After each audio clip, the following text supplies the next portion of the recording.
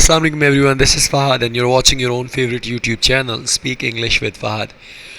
Today is I think so 1st of October and today is my birthday, and today I'm going to upload English lesson number 59 in which I'm going to describe 10 sentences which you guys can use on your daily basis on daily basis, and these sentences are going to be very important for you.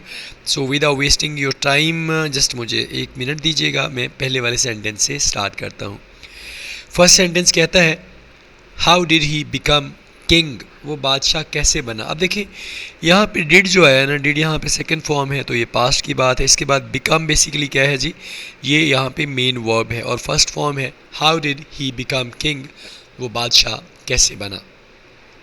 Second sentence की अगर मैं बात करूँ तो second sentence कहता है I will take part in this competition.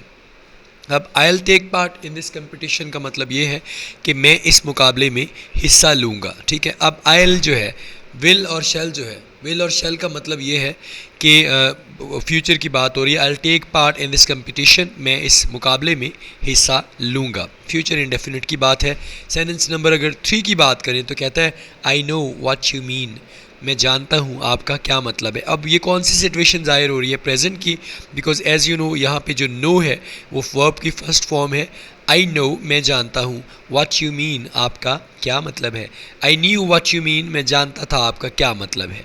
तो इसको चेंज भी किया जा सकता है. सेंटेंस नंबर 4 की अगर मैं बात करूँ तो what did you do their, what did you do their, आप वहाँ क्या करते हो, या सॉरी आपने वहाँ क्या किया. What did you do their, आपने वहाँ पर क्या किया. अब देयर का मतलब वहाँ आ जाएगा, डिड आ गया तो ये सेकंड फॉर्म है डू की, पास्ट को जाहिर कर रहा है, जबकि यहाँ पे मेन वर्ब के कौन सा है जी, डू है, जिसकी हमने फर्स्ट फॉर्म इस्तेमाल की है. What did you do their, आपने वहाँ क्या किया. सेंटेंस नंबर 5 की अगर मैं बात करूँ तो your own friends are deceiving him, आपके अपने दोस्त उसे धोखा दे रहे हैं, उसे चीट कर रहे हैं. अब यहाँ पे आप गौर कीजिएगा, आर हेल्पिंग वर्ब है और इसके साथ जो मेन वर्ब है वो डिसीव है और उसके बाद आईएनजी है. इसका मतलब हुआ कि ये हम प्रेजेंट कॉन्टिन्यूस की बात करें.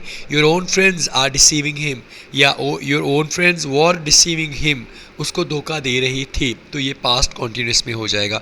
सेंटेंस नंबर 6 की अगर मैं बात करूं तो he will come here on Sunday, वो यहाँ संडे को आएगा या वो यहाँ इतवार को आएगा.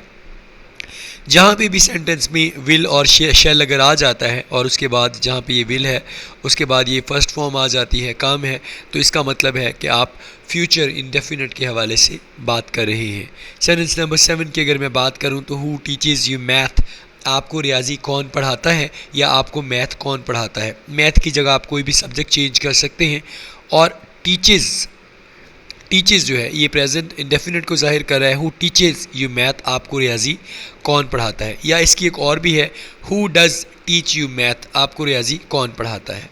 सेंटेंस नंबर 8 की अगर मैं बात करूं तो what kind of work does he do, वो किस किस्म का काम करता है. अब यहाँ पे आप देखिए डज़ आ गया. ठीक है, अब डज़ जो है बिकॉज ये ही शीट और सिंगुलर के साथ आता है और उसके बाद वर्ब की फर्स्ट फॉर्म डू है. इसके साथ एस और एस इसलिए नहीं लगाया बिकॉज वो ऑलरेडी डज़ के साथ आ चुका है. सेंटेंस नंबर 9 की अगर मैं बात करूं we are happy with his decision, हम उसके फैसले से खुश हैं. अब यहाँ पे मेन वर्ब जो है बेसिकली वो आर है. ठीक है, और ये प्रेजेंट सिंपल को जाहिर कर रहा है. We are happy with his decision, हम उसके फैसले से खुश हैं, या हम कहें we were happy with his decision, हम उसके फैसले से खुश थे. सेंटेंस नंबर 10 की अगर मैं बात करूं what more do you want, आप और क्या चाहते हो, तो ये भी प्रेजेंट इंडेफिनिट को जाहिर कर रहा है. यहाँ पे आपके पास जो हेल्पिंग वर्ब है वो डू है और जबकि मेन वर्ब है ये डू आपके पास हेल्पिंग वर्ब है और जो वांट है वो आपका मेन वर्ब है. आपने देखा होगा कि आजकल I am just making the sentences bit quicker because my thought is not helping me a lot to speak maximum, तो इसलिए मैं जल्दी से ख़त्म कर देता हूँ, लेकिन सेंटेंसेस हम 10 ही करें. सो इंशाल्लाह सी यू टुमारो. अपना बहुत ज़्यादा ख्याल रखें, मुझे दुआ में याद रखें. अस्सलाम वालेकुम, अल्लाह हाफिज़.